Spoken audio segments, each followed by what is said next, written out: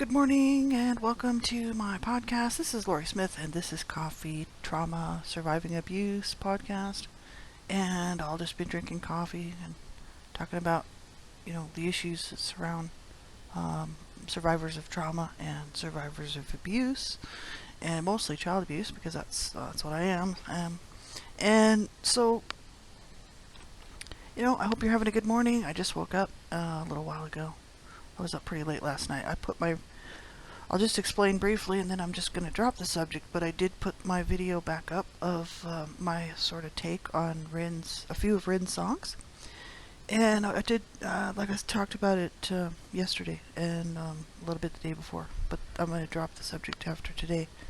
But the reason I did that is because I really thought about it, and I see so many people's reactions to Rin's work and to his songs.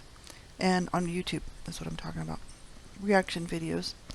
And everybody else is fine with putting out what they want to say about Rin. And most of it's positive.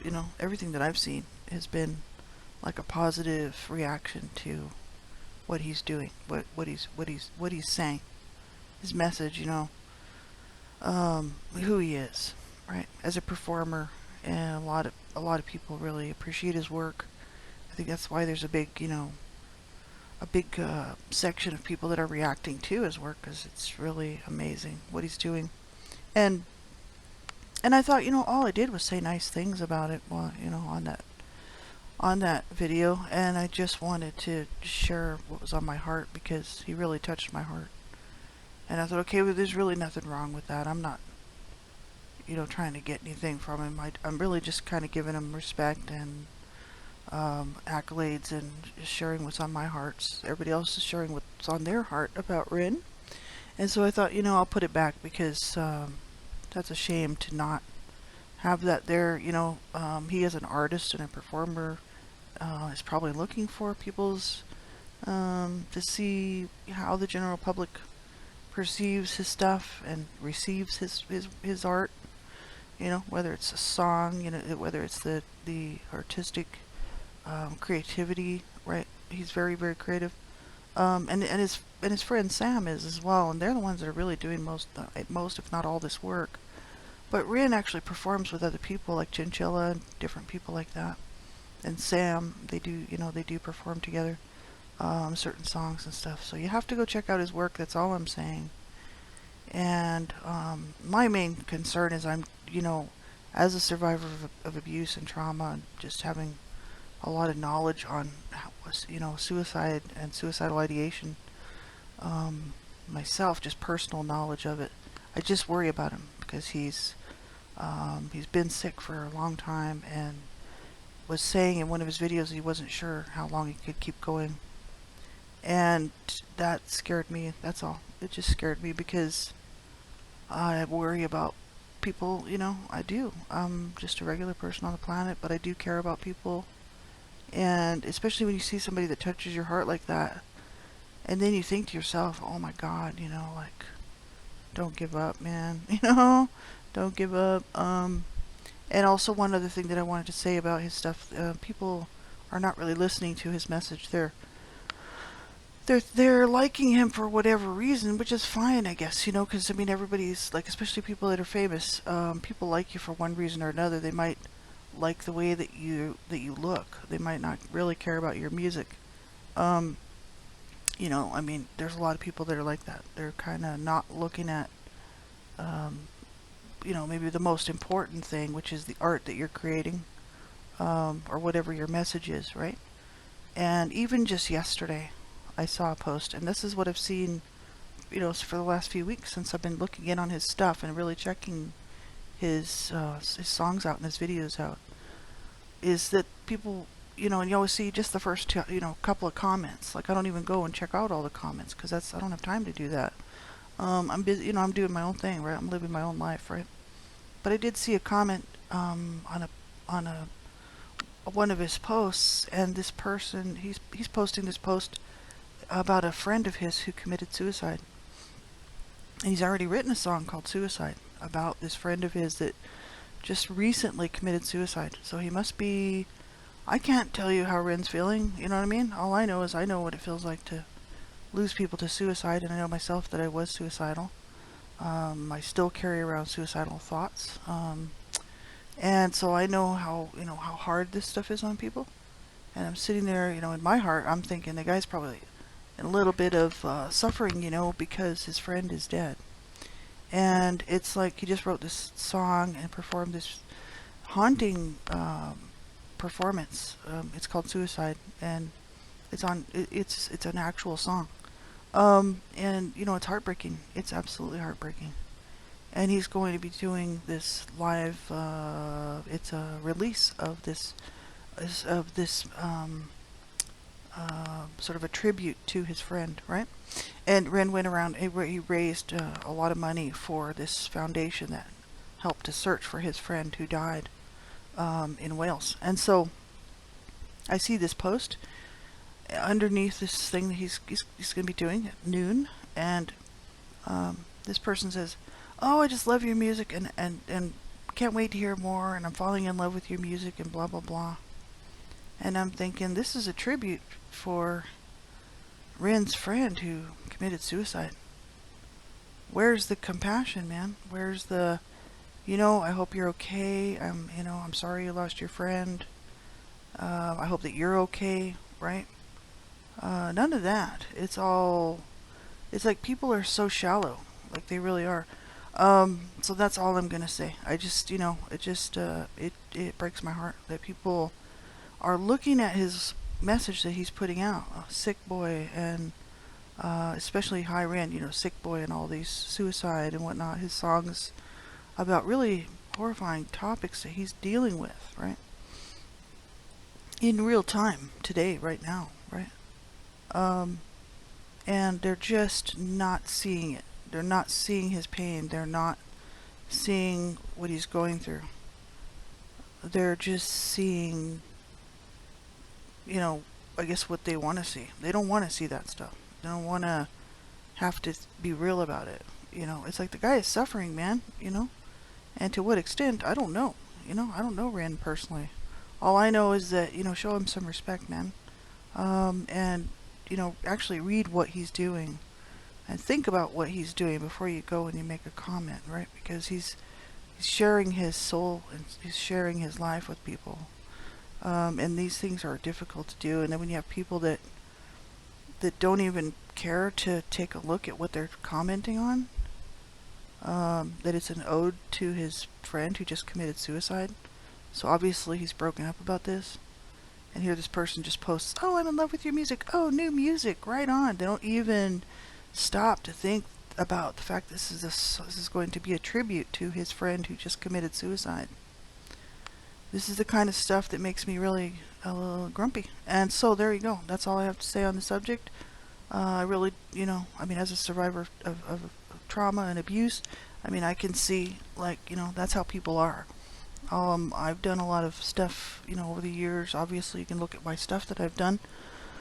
Thousands and thousands of hours worth of material. And, I've had some really shallow comments, people saying, "Oh, gee, if you would just, get a facelift and dye your hair, you'd look great." And they did not pay one bit of attention to what I was talking about being, abused as a child, right? And how hard it was, or whatever I've gone through in my life, that was really difficult. And that's all they could see is this superficial garbage, right? They never even got the message. I'm like, well, there's always going to be people like that, right? So whatever. I just didn't even reply to their comment. I'm like, I'm not replying to that comment. It's garbage, right? And I've had people ask me really stupid questions. I did one called "The Truth Behind the Smiles," because there's a photo that, it's kind of like a lot of us in the family are in this kitchen this house that we used to live in. And I really went through the details of how actually horrifying that picture is to me. It really bothers me. And because, the truth behind the smiles is, it's not what that picture reveals, right? That picture looks like a regular, maybe family picture. Everybody's together. And actually, I went through and just sort of took it apart piece by piece. And somebody had the nerve to sit there and say, "Who took the photo?" They never said, God, I'm so sorry for what you've suffered and what your family suffered. I'm really sorry that, you've all had to go through all that and that your parents didn't get help. And, you know, I'm sorry that you suffered so badly as a child. None of that. It's like, the only thing they could say was, who took the photo? Or, you all look happy. There was another comment. There was a couple of really rude comments like, oh, y'all look really happy. That's great. I'm like, you have totally not even listened to what I've been talking about. The horror of growing up abused. In that kitchen. My mom almost killed me in that kitchen a couple of times. And, that was just one house that we lived in. But, I mean, that was a horrifying situation. And it's like, people just don't, they don't pay attention to really what the message is, right? They just want, it's like they just go around looking for new material, new stars, and they really don't give a shit about them as people. And I think that's incredibly wrong. So I did put my video back out with a little blurb, just saying, this is done out of respect and appreciation for Ren and, and what he's doing, and the fact that he deserves respect and he deserves these accolades from people, who are appreciating his work, because he's putting himself out there, you know what I mean? His own story and his own life, and let's show him some respect, So that's the last I'm going to say of it. I do appreciate his work, and I'll be following him, and I'll be, buying his stuff if I can, and, and helping to support him. And so that's all I have to say on that. So this morning, that's my little beef, I just want to get that out and get that over with. Just sitting around and having coffee and stuff, and it's going to be one of our hotter days so far of the year. It's going to get a lot hotter, but it's going to be almost 30 today. And that's really not that hot especially for the States. I grew up in New Mexico where it's really hot. And, it gets down to, it goes to 107, it doesn't get as hot as, Arizona, but it's still hot. It doesn't go to 107 usually here. Sometimes, we have around 100, Fahrenheit, in the 40s here Celsius, but 30 is hot when you don't have an air conditioner, right? So we have a heat index warning for the next few days. It's going to be hot. So I'm up early this morning because I'm, probably won't be able to sleep tonight. It's going to be too hot. And I thought, I'll just do this podcast and then we'll continue on through the day. I wanted to talk today about, yesterday we left off talking about, making good choices, right? How to, if we want change in our life, then of course something has to change. It's kind of if I want to see change, I gotta do something about it, right? And I'm always working on something because, I'm not perfect and, nobody is, right? So grab a coffee and sit back, and if today we're going to talk about, it's okay to not be okay, right? So in other words, being okay with ourselves in the moment, in the time, right now, right? I have done a lot of talks about this because I had to learn how to do that. And it takes practice sometimes. For me, it took a lot of work to be okay with myself, to be okay. That's a coping skill, right? It's you can learn how to be okay with yourself. And at the end of the day, we are stuck with ourselves, right? And so we can, then try again tomorrow. But sometimes it's not us that's the problem, and sometimes it's not something that we can fix right away, right? And so things are not okay a lot of times, right? And I'm coming at this as a survivor of abuse, Sometimes it's just, that we spend years not okay. I know I have. And it's I'm kind of in one of those patterns right now because my husband passed away, and I knew that would be, anytime you have a loss in your life, somebody passes away who's very close to you or who's very important in your life, whether it's your wife or your husband or a family member or your best friend or a friend, a close friend. These things are hard on people, right? Very, very hard. And you have to go through all of the grief work, right? It's sort of the same when you have any kind of thing that comes against you that sort of causes a loss for you.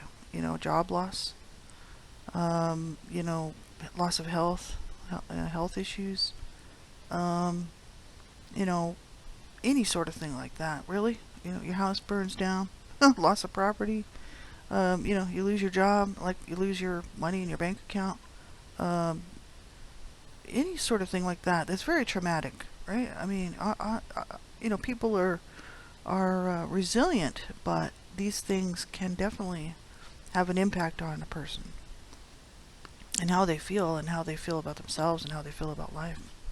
And it's hard. It's very, very hard. Some things we can control, some things we can't. We actually have very little control over our day-to-day life of what happens to us. Like there's been people talking about that in the past, like, theorizing, philosophers and stuff like that, talking about the fact that we actually really don't have any control over what happens to us. You could be sitting in your house and a meteor come and smash into your house and smash you into little tiny pieces and, you just melt away into the carpet. It's like, you don't have any control over that because the thing's coming so fast. How are you going to control that? We have very, very little, if zero, control of what happens to us. So then we have to realize that we are the only ones that have control of how we're going to react to it. We're the ones that then have to deal with it and deal with the aftermath. And that's why I'm talking about it's okay to not be okay. Because we have to learn that it's not always going to be okay, right? Things are obviously, when you're young, I mean, you learn that, usually most people do learn that sometimes it's just not okay and things don't work out the way we want them to. Sometimes things are horrible, right? But we have to learn how to be okay with ourselves is what I really want to focus on. It's okay to not be okay. Because we can't fix everything. Sometimes things are not fixable. For instance, death. I mean, there's nothing I can do. My husband is gone. He went home to heaven. I'm glad he's not suffering anymore, but I miss him, so, now what? Right. My husband was a good man. He's good to me. He wasn't perfect, neither am I, right? He was a good man to me, and he's probably one of the only people in my life that I actually learned to trust and learned to love, and he did the same for me. And it was a wonderful, wonderful time.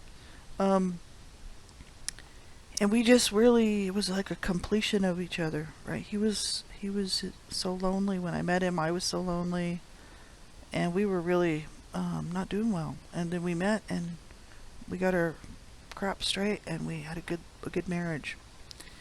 And it's like, he was made for me. I was made for him, like that. There's that saying, I was made for you. You were made for me. We were totally made for each other. And he's gone. That part of me is now gone, and now I have more brokenness to add to all the other brokenness, that I talk about all the time. Being abused as a child. So, it's how do we learn how to be okay with what's going on? Even though we know that things aren't always going to be okay, how do we learn how to be okay with ourselves in this broken state? That it's okay to not be okay. We have to learn to accept that, accept that reality. That, we're not perfect. No one is. There's a lot of people running around out there who think they are. But there's no such thing. They're just fooling themselves. We get the last laugh because it's kind of like, okay, whatever. You go ahead and consider yourself perfect if you want to. But we all know the truth. And also just realizing that, being broken, you can never fix it. It's not something you can fix. You can make things better yourself by doing the best thing by yourself every day. You can get yourself to a better situation, things like this. but it's never going to be fixed. It'll never be the way that it was. It'll never be the way that it was maybe supposed to be. When a person is broken by somebody else's choices or your own choices, there's really not much you can do to fix that. The damage is done. I've done so many, discussions on this in the past, but I have to deal with it on a daily basis too, right? I mean, I'm not just coming on here talking about this stuff as if it's something that's, that I've dealt with and, oh, I'm just so much better. I'm great, This stuff doesn't bother me anymore, but I'll just do a talk on it. This is stuff I deal with on a daily basis. And I don't have anybody standing around me going, it'll be okay. My husband was there to say that, but he's not here anymore, like 5 years later. And I'm having to then learn how to do this myself, right? Without him here, right? And so it's hard, right? But I think it's just learning to be okay with who we are. Each one of us has been through our own set of traumas and troubles and things, some of us have been through some horrible, horrible things, right? Horrible shit. I would say most of us, right? And because you can't really escape trauma in this life as much as it'd be nice if you could, right? It just isn't going to happen. Somebody's going to break our hearts. Somebody's going to screw with our heads. Somebody's going to screw with our minds. Somebody's going to screw with our heart. Somebody's going to screw with our body, right? And we're stuck with the aftermath, right? Whatever situation it is, we've all been through something where this stuff has happened, right? And then, we're shattered, right? Kind of like to look at it as a mirror, as you could look at it as a vase, as a glass jar or whatever, and it drops and it's in pieces. It's shattered, right? Try putting that thing back together, right? It's like, okay, you might be able to put the big pieces back together, the bigger pieces, but there's going to be little pieces of powder that isn't going back in there. You know what I'm saying? And I think what it is it's like I see for myself, because I'm talking about myself. I can't really put myself in somebody else's shoes exactly, right? Because you haven't been in my shoes, I haven't been in your shoes. I can only really talk about, from a point of a stance of my own take on it, right? And I see this in myself, just learning to be okay with who we are. Like, that was a big part of my healing journey. It was a big part of me getting better, and me actually learning to be able to sort of make progress in my healing journey, was to learn how to be okay with myself broken, because we have this idea, I guess, in our minds, I think, as human beings, that we shouldn't be broken, right? And that it's not okay to be broken, right? I'm not sure what that's all about. I kind of have my own ideas on it, but whatever it is, for whatever reason, then we don't like it. We don't like to be in our skin. We don't like to be in our situation. Obviously, because it's causing discomfort. It's causing pain. Whatever this thing is, it tells us that we're not okay. Whatever this thing is, it tells us, for instance, me, this internal chatter that tells me that there's something wrong with me, that I'm not measuring up, somehow on this earth, in this earth suit, in this body. I call it an earth suit because that's what it is. We can only stay, really, where are you going to go in this thing, right? It's like, it's pretty flimsy. It's an earth suit, and it's like, this thing that tells me that that there's just something completely wrong with me, right? That, what I say, I sit around and say, oh, I don't deserve to be happy and I don't deserve this. No, because I don't have that complex, right? I forget what that's called, but there is a word for it. But it's this whole idea that,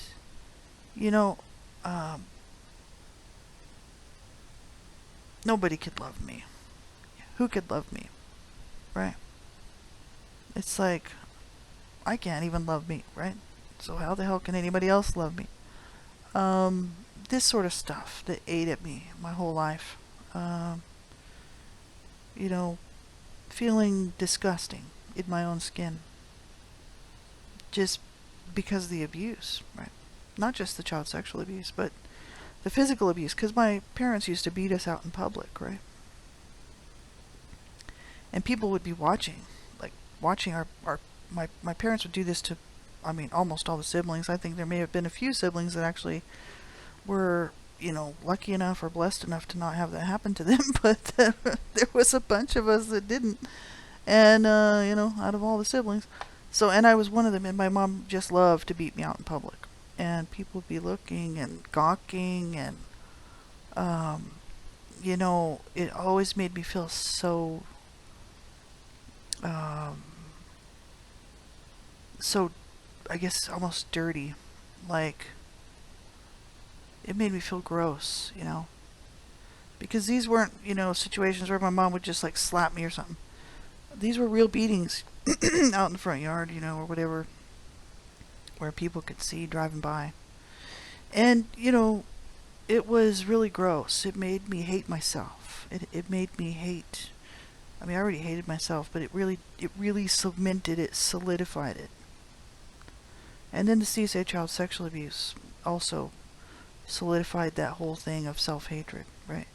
And that I'm totally screwed, I'm totally broken, I'm totally disgusting. I don't see myself really as, at least I didn't. I've done a lot of work, actually. But I didn't see myself as, almost as a person, right? I saw myself as this disgusting thing, really.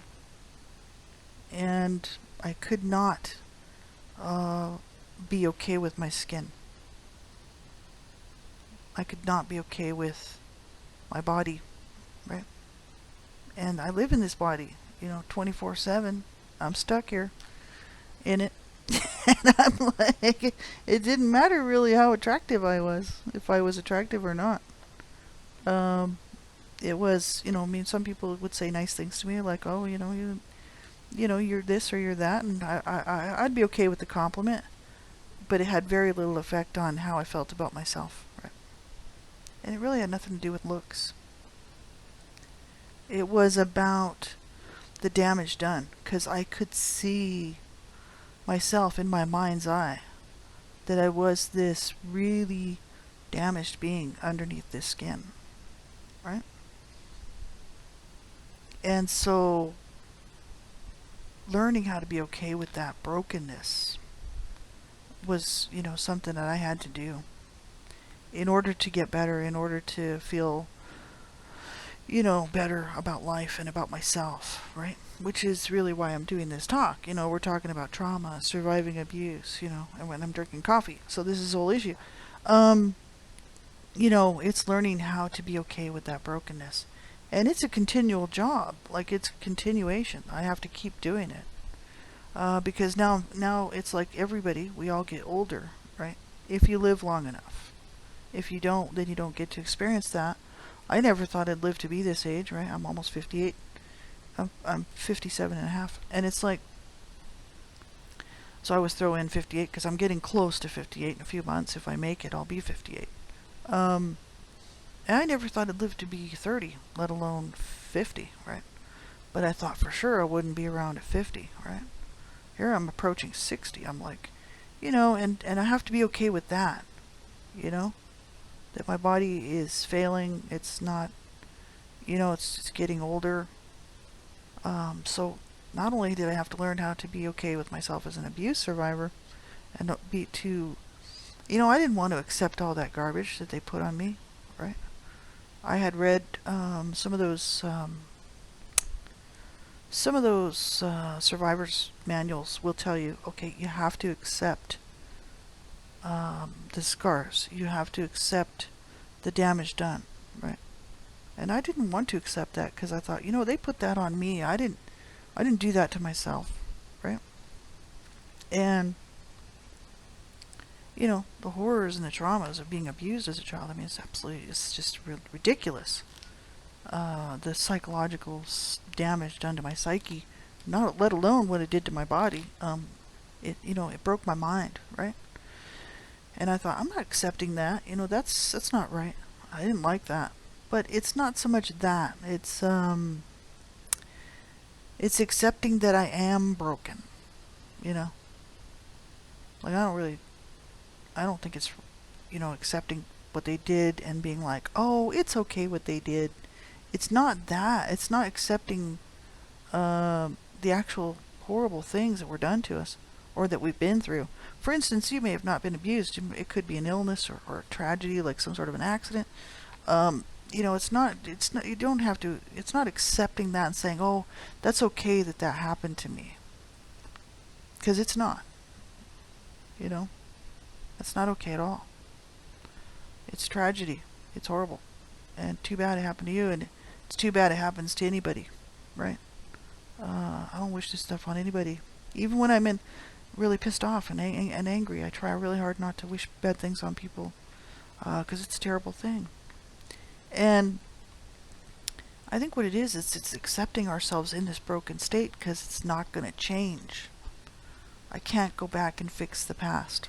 I can't go back and change the past. The past is the past. It's done, right? That's the hard part. And that's the part that I had to learn how to do. And I mean, I started back 2010, especially 2009, 2010. That's 13 years ago now. I made huge progress on this stuff, right? Especially within the first few years, because I was working on all sorts of programs to heal from this horrible stuff I'd been through that was causing me to want to kill myself, right? And so, I think I had to learn how to accept that brokenness and realize, like, you know what? I have to be okay with being broken. I have to be okay with my story, right? I have to be okay with with the fact that, yeah, they did this to me. This is the aftermath. This is what's left. I've talked about this quite a bit, like on Spreaker, different shows like that, talking about, yeah, this is the aftermath, man. This is like after the tornado goes through a small town and rips up the town. And, you see those pictures, or you may have lived through that, which is absolutely horrible. And it's just destroyed. And there's shit everywhere, And there's no putting it back together. It's going to have to be rebuilt, man. Because it's gone, right? That's kind of like, that's like an abuse survivor, right? The aftermath of all of that horrible, horrible shit that just destroyed us. Or it could be an illness, a cancer, some horrible thing that just wrecks your life, or affects somebody in your life that tears you up so badly because of what they went through. Your significant other, or a family member, right? And these horrible things that come against us in life.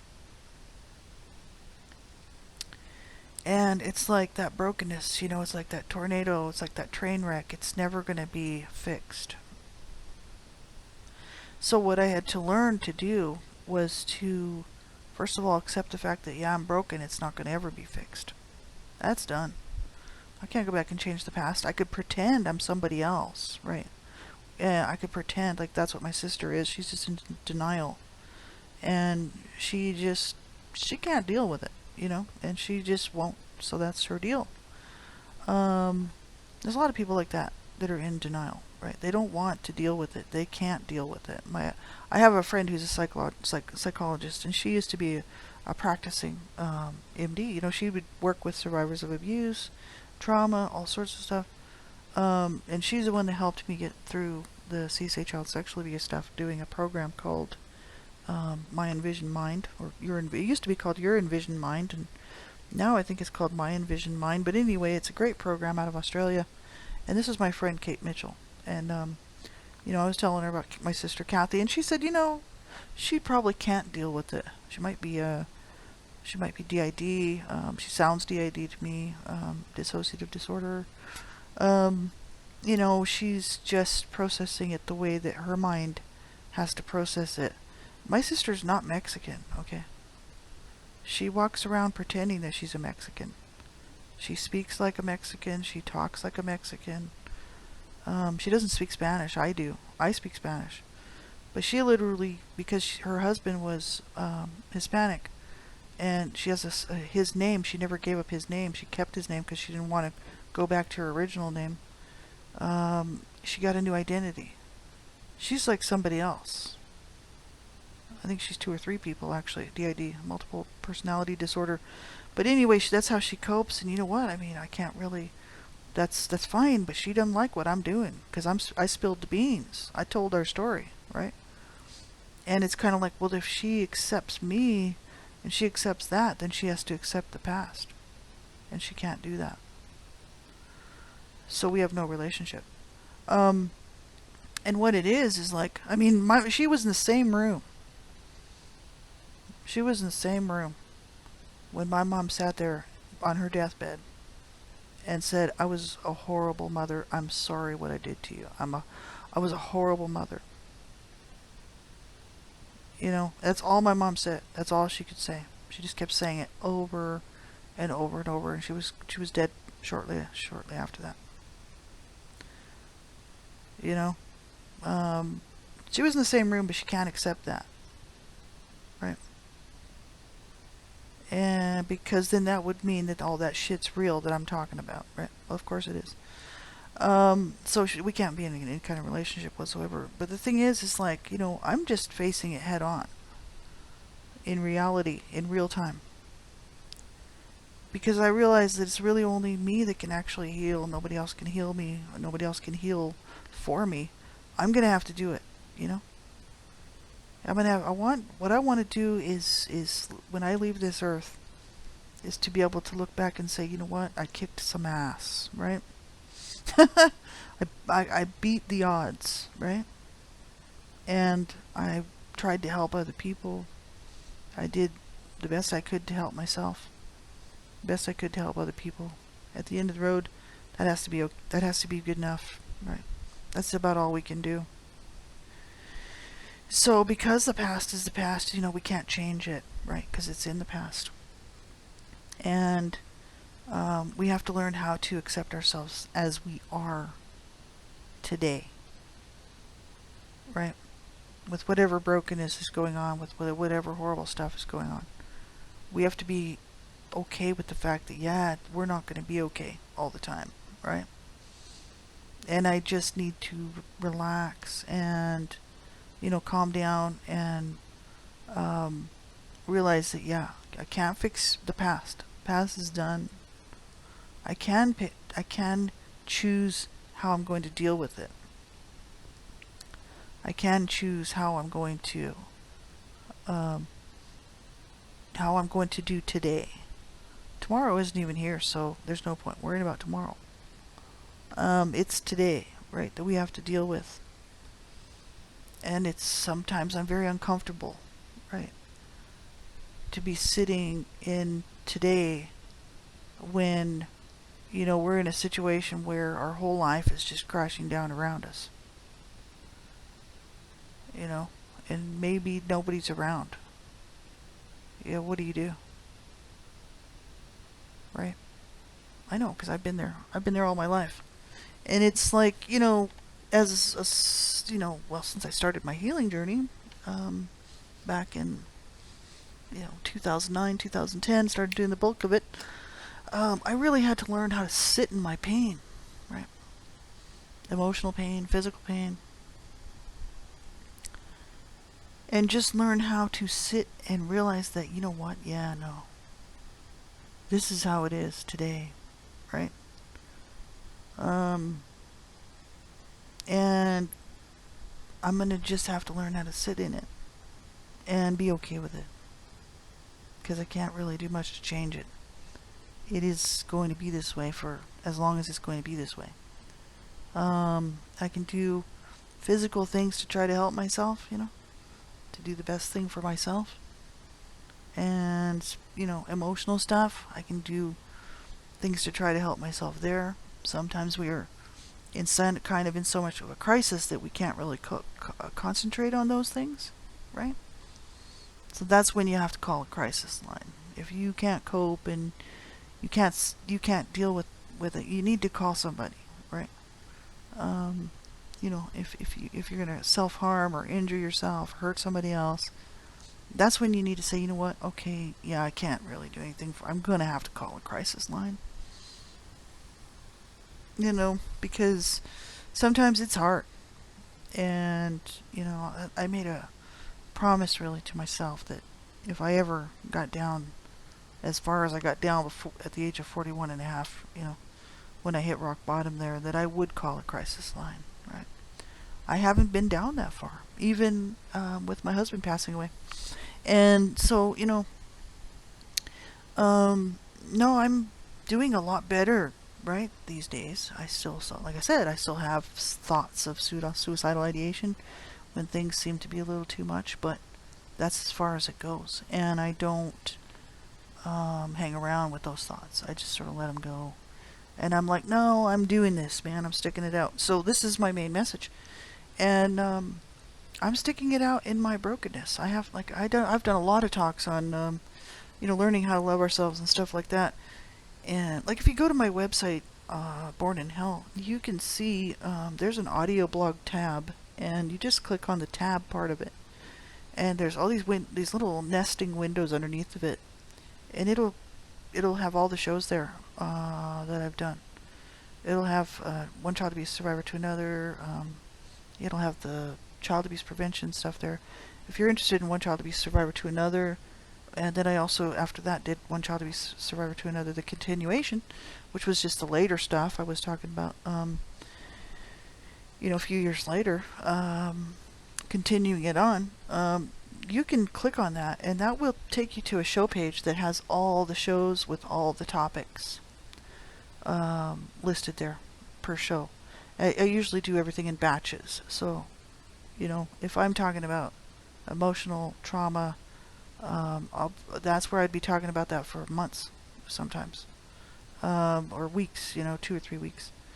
If I'm talking about, suicide, that's a topic that will run for, whether it was 10 shows or 20 shows where I was talking about this stuff. If you're interested, because I have resources listed on those broadcasts.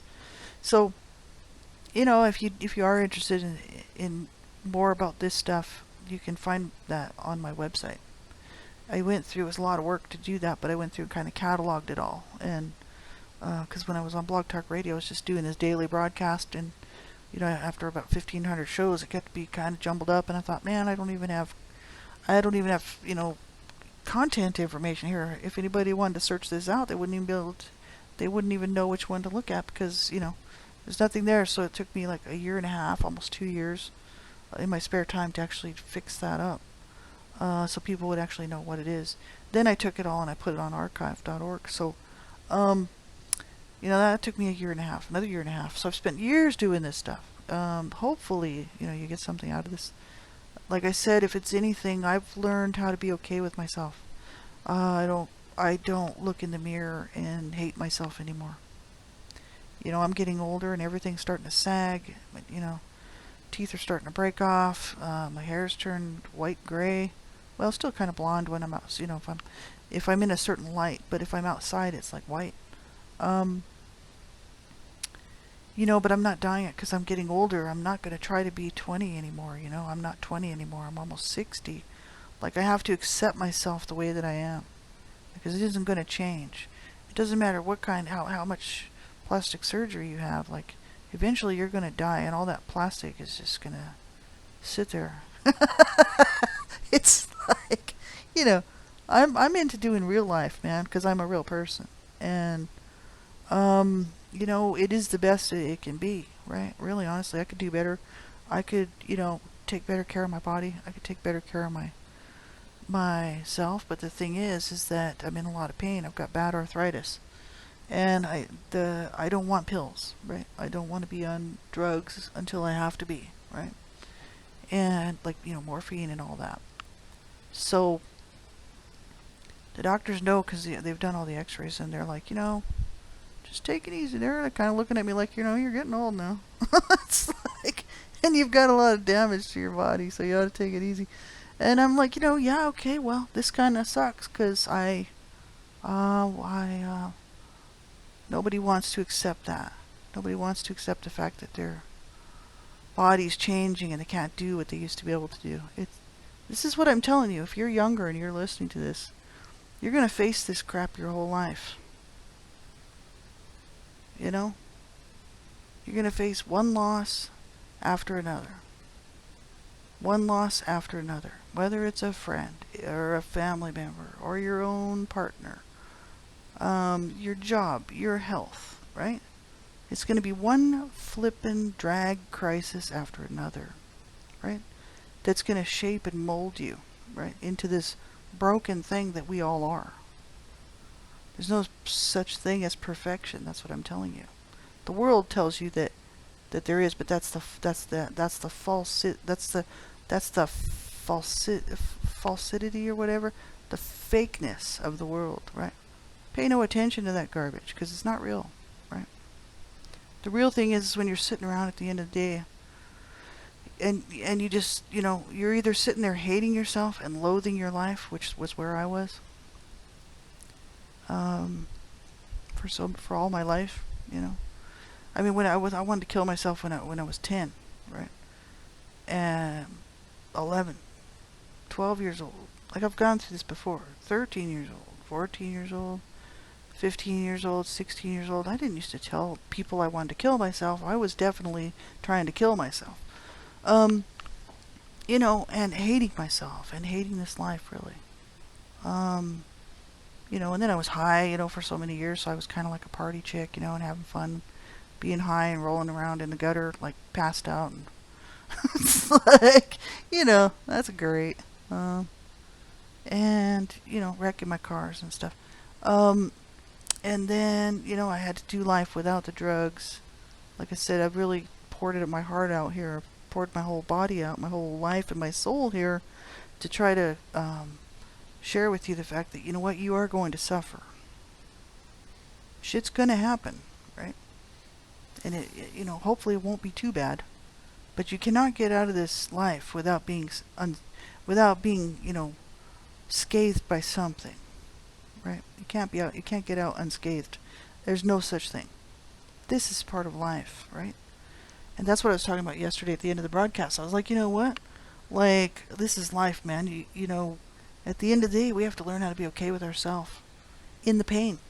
When my husband passed away, that was a good test for me because, I didn't think I was going to make it. There was a few weeks where I was like, God, I'm going to die. I'm going to die. Either I'm going to die from my own tears and despair, from losing him. I gave him his last morphine shot by ourselves, here in my suite here. In our suite, like, he wanted to die at home. And it was just me and him, and I just pumped him full of morphine and killed him.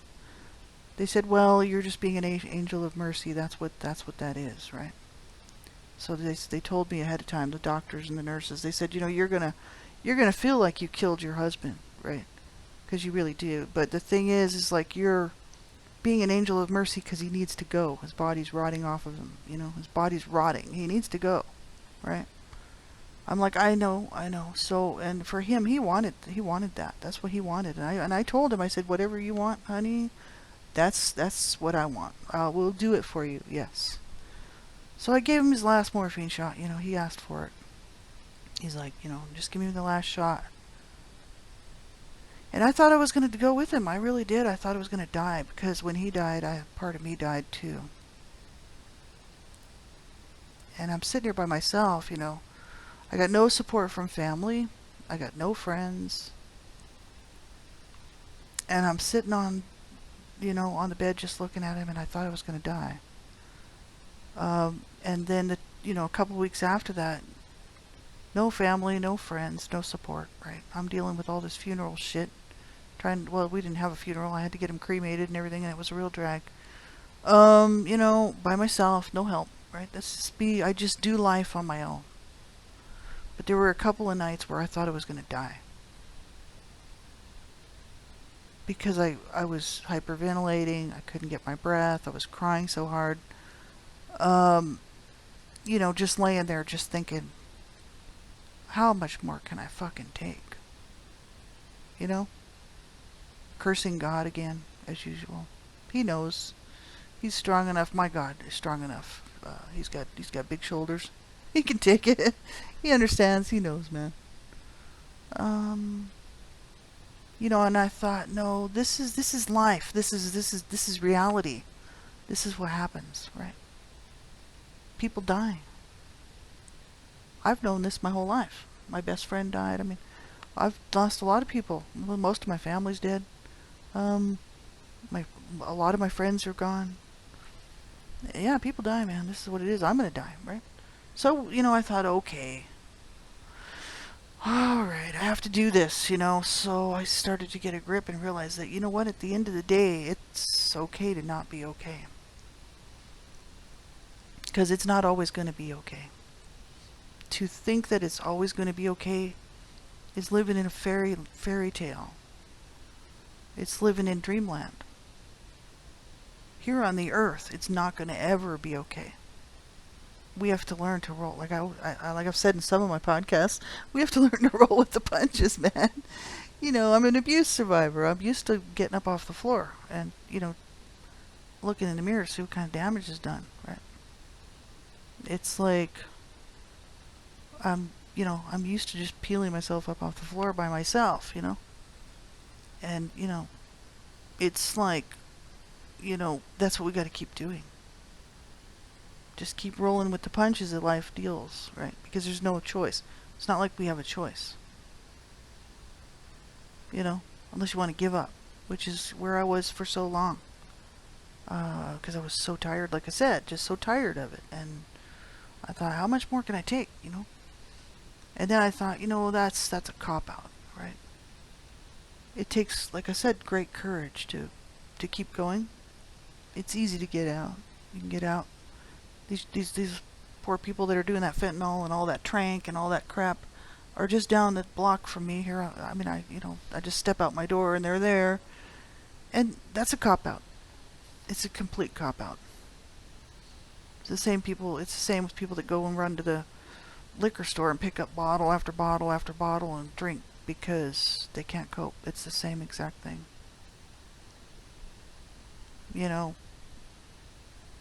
It's like anything we use to try to escape the fact that we're not okay is a cop-out. Suicide is the same exact thing, right? It's just permanent. So what I'm telling you is we have to learn how to be okay with ourselves today, right? And tomorrow and the next day when the shit hits the fan and something horrible thing comes down on us, man, because it will. How are we going to handle it? We need to be okay with ourselves, right? So we'll pick up and talk about that tomorrow, hopefully. I hope you have a good day. Don't let me bum you out if my topics and stuff are just a little too deep or a little too hard to listen to. Don't feel obligated. I've been dealing with this stuff for many, many years, looking at it. Because of the way that I grew up, I've always been talking about horrible things. It's just part of my life. I can't get rid of it. And so, I'm used to this. I go on today and I will do normal things, right?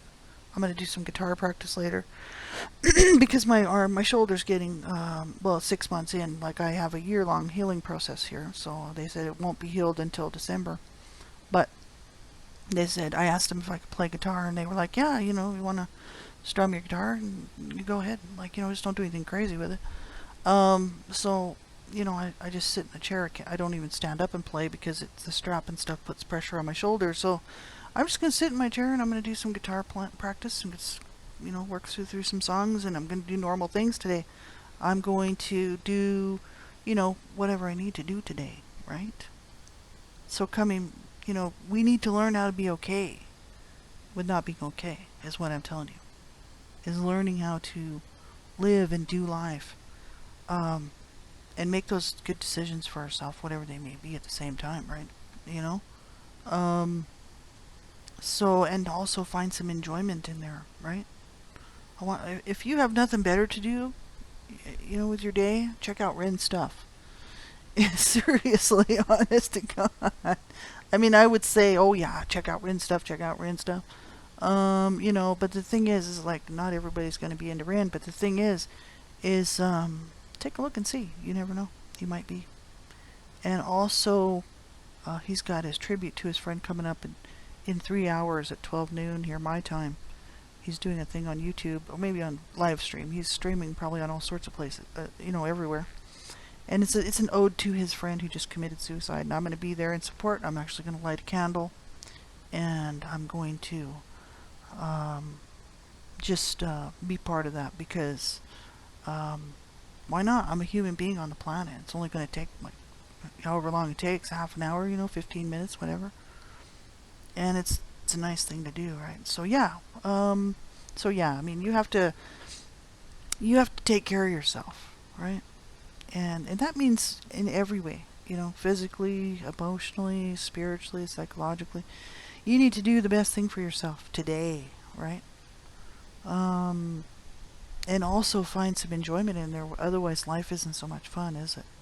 Right? So, you got to, I mean, when I was little, I'd be beaten on, and I'd go out and make mud pies in the front yard, right? It's, you gotta keep going, right? Go out and make those mud pies, man, whatever it is, spend time with your family if you have family. Do whatever it is, listen to some good music, do something that you like to do that allows you to enjoy this life, because really honestly there's a lot of pain in it, but you gotta make time for the good stuff too, right? I do. So I hope that you will too. Have a great day, everybody. Talk to you most likely tomorrow.